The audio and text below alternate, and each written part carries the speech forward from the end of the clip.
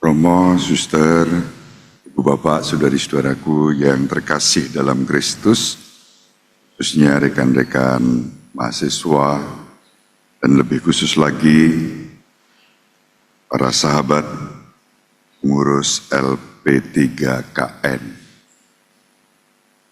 Kita bersyukur pada kesempatan sore hari ini boleh merayakan Ekaristi yang diinisiasi oleh LP3KN sebagai bagian dari rasa cinta dan kepedulian kita pada Bapa Suci Paus Fransiskus. Tadi di pengantar, Pak Mul sudah menyampaikan pada kita aura kehadiran Bapa Suci Paus Fransiskus masih dirasakan sedemikian kuat di tengah-tengah kita untuk bangsa kita sebagai bangsa yang ditandai dengan keberagaman agama, suku, bangsa, dan bahasa. Persis minggu yang lalu, di kampus ini juga, tepatnya di Gedung Justinus, kita bersama-sama mengenang kehadiran Bapa Suci 5 bulan yang lalu, dengan kolokium dan bedah buku Salve Peregrinans Pei. Kebetulan saya diminta untuk menjadi moderator di dalam kolokium dan bedah buku tersebut. Yang menarik adalah sebelum kolokium dan bedah buku dilakukan, Pak Menteri Agama Profesor Dr. Nasaruddin Umar yang secara penyelenggaraan ilahi dipertemukan dan dipersatukan dalam semangat iman, persaudaraan, dan bela rasa ketika Bapa Suci Paus Fransiskus hadir di tengah-tengah bangsa kita. Beliau membuka sebagai keynote speaker, menyampaikan betapa kenangan indah ditorehkan berkat kehadiran Bapa Suci Paus Fransiskus di tengah-tengah bangsa kita, dan secara simbolik kehadiran di Masjid Istiqlal. Pada waktu itu saya juga menjadi saksi mata karena saya mendapat berkat. Entah bagaimana jam 4 pagi pada hari H ketika Bapa Suci akan berkunjung ke Masjid Istiqlal, jam 4 pagi saya ditelepon oleh Gus Menteri, Gus Yakut, Romo mau ikut ke Masjid Istiqlal. Tentu saja langsung saya jawab mau, meskipun rasanya seperti mimpi, wong masih tidur, ditelepon dan saya angkat. Ternyata itu bukan mimpi tapi kenyataan. Romo di mana? Saya di Grogol, sudah bersama rombongan dari Wates menuju Jakarta untuk ikut misa di GBK. Pagi subuh, habis sholat subuh, Gus Menteri telepon dan saya langsung mandi, pakai jubah, berangkat ke Kemenak untuk mengambil undangan. Sampai di Masjid Istiqlal karena masih pagi, masih sepi, saya melihat ada anak-anak muda yang sedang berlatih hadroh menyanyikan lagu selamat datang di Masjid Istiqlal. Ada satu vokalis yang sambil bernyanyi sambil menabuh rebana. Lalu saya dekati pemuda itu. Gus, nanti kamu nggak fokus nyanyi sambil nabuh rebana. Kamu fokus di vokal saja, dan saya yang menabuh rebana. Dan dia heran, Romo bisa? Bisa lah, cuma nabuh-nabuh begitu apa susahnya. Tetapi ternyata Bapak Ibu, tangan beradu dengan kulit rebana itu cukup keras dan kita harus menggunakan banyak energi. Habis itu tangan saya agak-agak bengkak. Tidak mudah juga ternyata, apalagi harus mengikuti ritme. Selamat datang, dan yang saya pegang itu bagian yang tidak seperti biasanya hanya duk duk duk, harus memberi melodi duk duk duk duk duk duk duk duk duk. Tapi puji Tuhan akhirnya semua bisa berjalan dengan baik. Disitulah Ibu Bapak Saudari-saudara, saya mengalami aura dari sangat dekat kasih Bapa Suci yang memberikan kehadiran Kristus sebagai Bapa Suci, sebagai servus servorum, sebagai primus inter pares dalam tradisi gereja Katolik, namun hadir begitu dekat tanpa batas dengan siapapun, baik yang mengenal maupun tidak mengenal beliau. Tapi di hati beliau semua orang merasa dikenal, disapa dengan lambaian tangan, dengan senyuman, dengan jabat tangan. Bahkan Imam Besar Masjid Istiqlal mencium kening beliau, meskipun habis itu banyak orang pro kontra, ada yang membuli, ada yang memuji. Syukur pada Allah, gara-gara nyium kening Bapa Suci, beliau diangkat jadi menteri. Tentu itu bukan kebetulan. Bela rasa dan persaudaraan yang dibangun oleh Imam Besar Istiqlal dengan Bapa Suci Paus Fransiskus sedemikian istimewa, hingga ketika tanggal 14 Februari Bapa Suci sakit dan diopnam di rumah sakit di Roma, di Vatikan. Siapa menyangka tidak lama sesudah itu Pak Menteri pun berbela rasa, hingga dalam satu acara entah bagaimana, tentu itu kesembronoan panitia atau apa, sampai-sampai kaki Bapak Menteri terperosok dalam satu pertemuan dengan Presiden dan urat tendonnya putus, hingga beliau juga diopnam di rumah sakit. Ada bela rasa yang begitu mendalam dalam diri dua pribadi itu, yang saya lihat, saya baca sebagai buah dari iman dalam semangat persaudaraan. Dan persis itulah yang diwartakan kepada kita dalam Injil pada hari ini.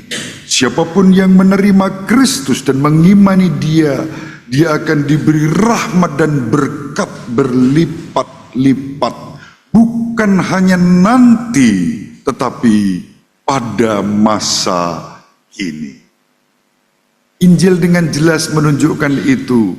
Iman dan cinta akan Kristus akan mempertemukan orang-orang baik, orang-orang yang diberkati dengan segala rahmat yang berlimpah pada masa kini dan nanti beroleh kehidupan surgawi. Itulah jaminan iman kita, dan kita dipanggil dalam semangat iman yang seperti itu, seperti Bapa Suci, terus berupaya dan mewartakan dan memberikan teladan, meruntuhkan tembok-tembok eksklusivisme, dan kemudian membangun jembatan-jembatan persaudaraan dan kasih dengan semua orang tanpa diskriminasi. Dan karena itu, menurut permenungan saya, bukan kebetulan bahwa rencana misa pada sore hari ini yang sebelumnya akan dipimpin oleh Romo Hans dari Komisi Kerawam, kemudian yang terjadi saya yang datang dari Komisi Hubungan Antar Agama dan Kepercayaan KWI. didampingi oleh Romo yang gagah perkasa tinggi besar, Romo Hari. Saya berjalan seperti cucunya.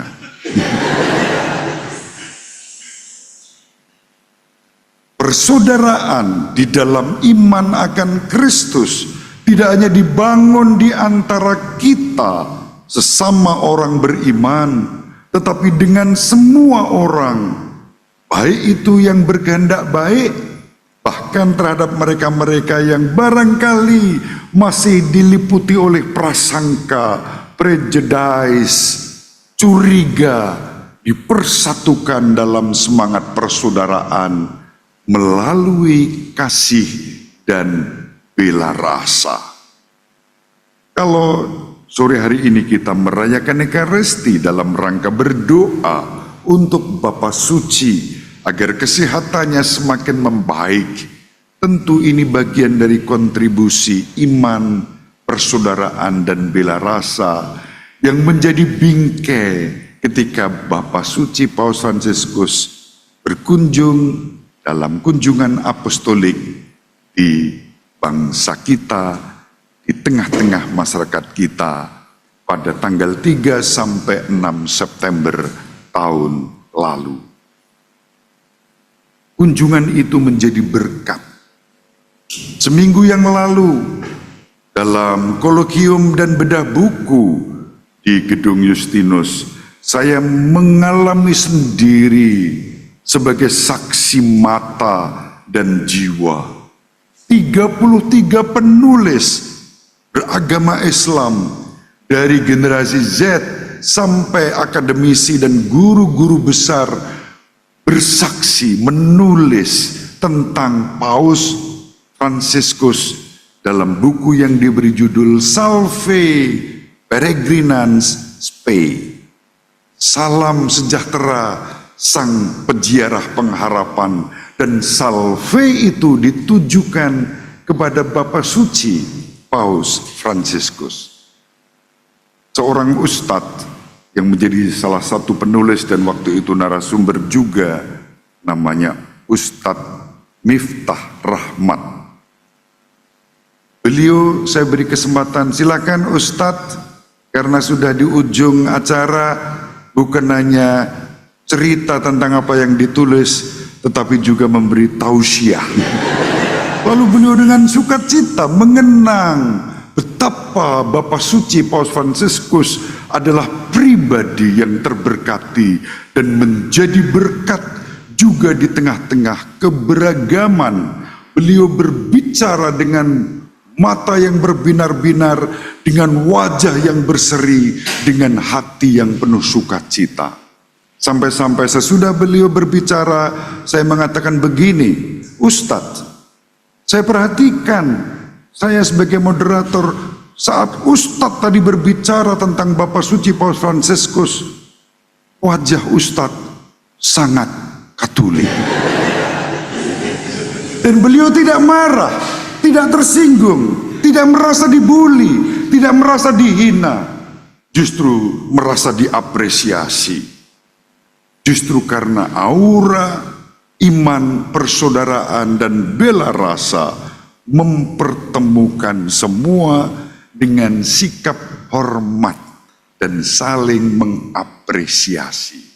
Persis itulah yang juga kami perjuangkan, kami layani, kami wartakan dalam kebenaran dan kasih melalui Komisi Hubungan Antar Agama dan Kepercayaan Konferensi Wali Gereja Indonesia.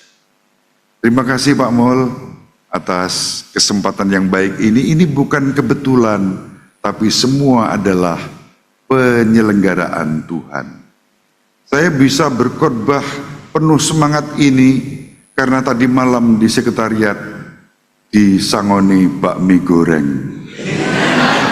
Dalam rapat verifikasi, saya lihat bakmi goreng ini satu porsi untuk satu orang, dan saya bilang bakmi goreng ini kalau di Pasturan Unio untuk 10 orang. Malam ini satu-satu, dan apa yang terjadi? Bakmi goreng itu satu paket saya masukkan ke saku rompi saya bawa pulang, saya taruh di atas meja, bisa untuk para romo di Wisma Unio Kramat 710. Saya taruh di saku waktu saya jalan kaki dari Cikini lewat Menteng Park. Pak security itu agak curiga, ini kok ada orang pakai rompi hitam, kok di sakunya ada barang besar dibungkus plastik, mencurigakan. Lalu harus di screening dulu, ini bakmi goreng Pak, mau? Saya bilang, oh enggak Pak, enggak, saya hanya menjalankan tugas saja, karena Bapak ini agak mencurigakan kok pakai rompi hitam. Lalu di sakunya yang besar itu ada bungkusan, cukup besar ya Bu Marta, tadi malam Bu Vero, sampai di rumah pasti tidak dimakan sendiri. Dibagi-bagi karena besarnya, dan itu mendatangkan kecurigaan, tapi kecurigaan itu runtuh ketika saya tersenyum dan membiarkan diri diperiksa, dan selama berjalan kaki sampai pasturan saya selamat. Lalu saya WA di grup Vermas, teman-teman yang terkasih, puji Tuhan saya sudah sampai di pastoran ditemani selamat. Karena pulang dengan selamat. Malah ada yang jawab, aduh Romo, syukur pada Allah kami masih nunggu di kereta ini, masih jalan di stasiun, masih nunggu belum berangkat, bahkan ada yang kehujanan karena di Depok banjir dan seterusnya. Persaudaraan dalam iman dan bela rasa dibangun dalam situasi apapun, dan itulah yang dipercayakan pada kita melalui Injil hari ini. Mari dengan rasa syukur atas kasih dan berkat yang dilimpahkan Tuhan pada kita, kita satukan hati kita, berdoa untuk Bapa Suci agar sehat, pulih, sembuh seperti sedia kala, seturut kehendak Tuhan, menjadi tanda kasih karunia untuk dunia, untuk gereja sepanjang segala masa. Amin.